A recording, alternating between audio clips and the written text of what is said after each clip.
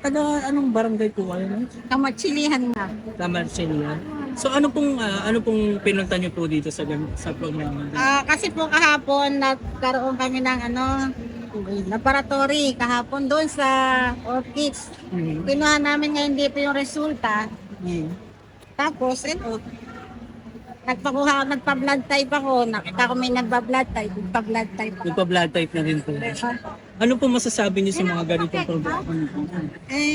Mabuti po. Hindi, maayos po. At saka hinahangad po nila talagang makatulong sila sa mga taga rito, mga taga Bustos na yan po, napakarami pong nagpapatingin ngayon. Napakalaki tulong po yan sa bawat